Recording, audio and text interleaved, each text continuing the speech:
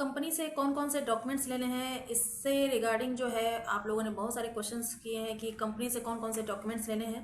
तो इस वीडियो में मैं बता देती हूँ आपको कि कौन कौन से डॉक्यूमेंट्स आपको कंपनी की तरफ से लेने हैं और कौन कौन से डॉक्यूमेंट्स जो हैं आपको प्रिपेयर करने हैं। तो सबसे पहले पोलैंड वर्क वीज़ा के लिए जो आप प्रिपरेशन करते हैं, एप्लीकेशन करते हैं, तो उस टाइम पर क्या होता है कि आपके बिहाफ पर जो एम्प्लॉयर है वर्क परमिट एप्लीकेशन करता है, देन आप सबमिशन करते हैं। उसके बाद आपको सारे प्रोसेस करने होते हैं, लेकिन वर्क परमिट के बेसिस पर जो आप प्रोसेस करते हैं तो उसके बाद जो होता है एम्प्लॉयर आपको कुछ डॉक्यूमेंट्स प्रोवाइड करता है जो कि कंपनी की तरफ से डॉक्यूमेंट्स ये होते हैं, जिसमें कि फर्स्ट आपका होता है जो कि सबसे इंपॉर्टेंट डॉक्यूमेंट है वो है आपका वर्क परमिट। और ये वर्क परमिट जो है वहाँ का लोकल एम्प्लॉयर जो है आपके बिहाफ पर वहाँ की कंपनी से ये वर्क परमिट लेकर के आपको सेंड करता है। सेकेंड है आपका एम्प्लॉयमेंट कॉन्ट्रैक्ट या जॉब ऑफर।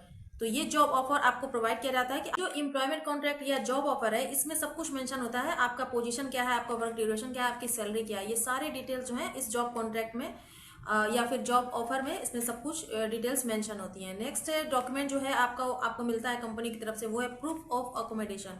अकोमोडेशन में आपको कहाँ रहना है वो सारी डिटेल्स आपकी मेंशन रहती है, साथ ही साथ रेंटल एग्रीमेंट भी आपको मिलता है जब आप वहाँ पहुँच जाते हैं उसके बाद। नेक्स्ट डॉक्यूमेंट है आपका हेल्थ इंश्योरेंस, और उसके बाद आता है आपका कंपनी का KRS पेपर। जो भी सारे डॉक्यूमेंट्स हैं ये सब आपको कंपनी की तरफ से एम्प्लॉयर आपको सेंड करता है, ताकि जब भी आपको अपॉइंटमेंट की डेट आए तो उस टाइम पर आप एम्बेसी में ये सारे डॉक्यूमेंट्स को आप सबमिट कर सकें।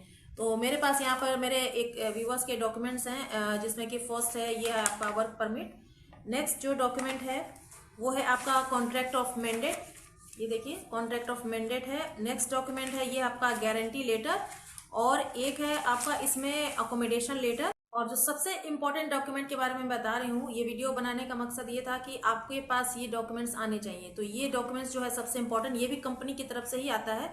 अगर उस कंपनी को आपकी ज़रूरत है तो ये डॉक्यूमेंट्स आपके पास ज़रूर आएंगे, जो कि है application letter for a positive visa decision. और इसके बारे में लाइव सेशन में भी मुझसे आप लोगों ने क्वेश्चन किया था कि ये कौन सा लेटर है जो कंपनी की तरफ से इम्पोर्टेंट डॉक्यूमेंट है जो आता है। तो ये डॉक्यूमेंट है application letter for a positive visa decision. तो इसके बारे में मैं अभी आपको एक्सप्लेन कर देती हूँ कि इसमें लिखा क्या है और इस डॉक्यूमेंट्स को देने का पर्पस क्या है कंपनी का। तो सबसे पहले तो इन डॉक्यूमेंट्स के साथ साथ आपको वर्क वीज़ा के लिए और कौन कौन से डॉक्यूमेंट सबमिट करने हैं जो कि चेकलिस्ट में मेंशन है। तो चेकलिस्ट में जो भी डॉक्यूमेंट्स हैं उनको आपको प्रिपेयर करना है, और ये कंपनी की तरफ से जो डॉक्यूमेंट्स आते हैं इनको साथ में अटैच करके आपको अपॉइंटमेंट के डेट पर ये सारे डॉक्यूमेंट्स को सबमिट करने होते हैं। तो ये टोटल डॉक्यूमेंट अभी 9 डॉक्यूमेंट्स हैं मेरे पास। इसके साथ साथ ये जो पॉजिटिव वीज़ा डिसीजन का जो लेटर है वो ये क्या है, ये जो एप्लीकेशन लेटर है ये पॉजिटिव वीज़ा डिसीजन का लेटर है। मतलब कि कंपनी ने ऑलरेडी एप्लीकेंट को ये लेटर इसलिए प्रोवाइड किया है ताकि जो वीज़ा है वो अप्रूव हो जाए, रिजेक्शन से बच जाए। मतलब कि कंपनी को अगर इस कैंडिडेट की ज़रूरत है तो ऑलरेडी एक लेटर प्रोवाइड कर दिया गया है कि आपका जो वीज़ा है वो अप्रूव हो जाए। और ये लेटर जो है किसने दिया है ये भी आपको जानना होगा, क्योंकि इसमें एड्रेस जो दिया है ये रजिस्टर्ड पॉलिश कंपनी का एड्रेस यहाँ पर मेंशन किया गया है। यहाँ पर आप देख सकते हैं जिस कंपनी में आपको वर्क दिया गया है उस कंपनी ने ही ये लेटर आपको प्रोवाइड किया है ताकि आपका वीज़ा जो है रिजेक्ट ना हो, वीज़ा अप्रूव हो जाए। और इस लेटर को देने का मेन पर्पस ये है कि कंपनी की तरफ से एम्बेसी को वीज़ा अप्रूवल रिक्वेस्ट लेटर है, जो कि मैं हमेशा आपको बताती हूँ कि आप अपनी कंपनी से सपोर्ट लीजिए। तो कंपनी कभी कभी क्या उस कंपनी को ज़रूरत होती है, ये कंपनी जो है ऑलरेडी आपको ये पास ये लेटर भेज देती है। क्या क्या लिखा है ये भी मैं आपको बता देती हूँ। इसमें जो जॉब डिटेल्स हैं, एम्प्लॉयमेंट टाइप है और कंपनी का एड्रेस लिखा गया है।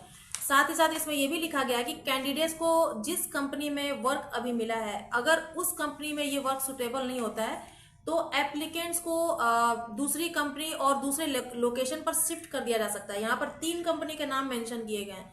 तो आप लोगों को अगर ये पॉजिटिव वीज़ा लेटर जो डिसीजन का जो लेटर मिला है अगर आपके पास मिला हो तो आप वहाँ पर चेक कीजिएगा। वहाँ पर लिखा है कि कैंडिडेट को जहाँ पे भी अभी जॉब मिली है अगर वहाँ पर वो सेलेक्टेड मतलब facility doesn't meet the candidate expectation तो उसको दूसरी जगह असाइन किया जा सकता है, दूसरे लोकेशन पर असाइन किया जाता है। मतलब कि ये लीगल कॉन्ट्रैक्ट है। इसमें ये भी लिखा गया है कि ये जॉब जो है लीगल है और कंपनी इसकी रिस्पॉन्सिबिलिटी लेती है।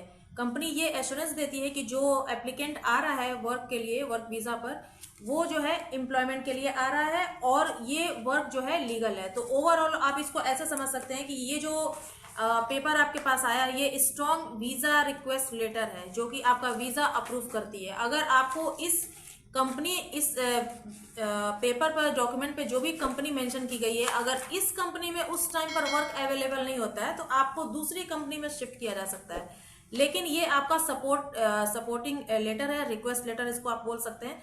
तो जैसा कि मैं बताती हूँ कि आप अपनी कंपनी से सपोर्ट लीजिए। अगर आपके पास ये लेटर, ये डॉक्यूमेंट नहीं आया है तो उस टाइम पर रिजेक्शन के बाद आप अपनी कंपनी से हेल्प ले सकते हैं। तो उस टाइम पर भी ये कंपनी ये ही आपको रिक्वेस्ट लेटर प्रोवाइड करती है।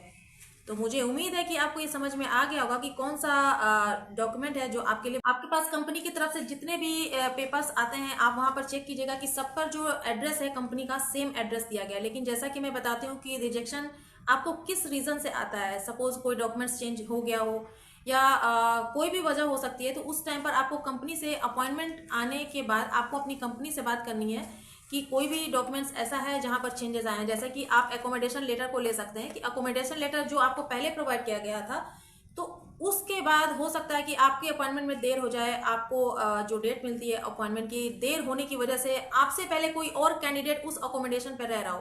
तो इससे क्या होता है कि अकोमोडेशन एड्रेस चेंज हो जाता है। तो अकोमोडेशन एड्रेस अगर चेंज हुआ है तो आपको जाने से पहले, डॉक्यूमेंट सबमिट करने से पहले आपको अपनी कंपनी में बात करनी है कि क्या कोई भी डॉक्यूमेंट में चेंजेस आए हैं, लाइक हो गया अकोमोडेशन लेटर हो गया, गारंटी लेटर हो गया, किसी भी डॉक्यूमेंट्स में अगर चेंजेस आए हैं तो आप अपनी कंपनी से सपोर्ट लीजिए ताकि रिजेक्शन से आप बच जाएं। मुझे उम्मीद है कि अब आपको डॉक्यूमेंट से रिलेटेड जो भी कंफ्यूजन है वो क्लियर हो गया होगा। और फिर भी अगर कोई भी डाउट है, कोई भी कंफ्यूजन है तो आप कमेंट सेक्शन में कमेंट कीजिए।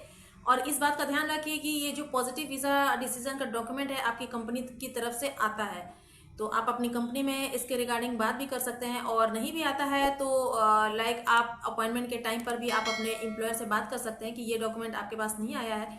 अगर उनको उस कैंडिडेट की ज़रूरत है या नहीं है, उस टाइम पर आपको पता चलता है। अगर वीज़ा अप्रूव हो जाता है तो ठीक है, अगर नहीं होता है, रिजेक्शन आता है, तो उस टाइम पर आप अपनी कंपनी से सपोर्टिंग डॉक्यूमेंट्स ले सकते हैं। वीडियो पर लाइक शेयर कमेंट करना मत भूलिएगा और ज़्यादा से ज़्यादा वीडियो को शेयर कीजिए ताकि उनको भी पता चल सके कि उनको अपनी कंपनी से कौन कौन से डॉक्यूमेंट्स जो हैं वो लेने हैं। तो कुछ नए अपडेट के साथ मिलेंगे नेक्स्ट वीडियो में, तब तक के लिए बाय बाय।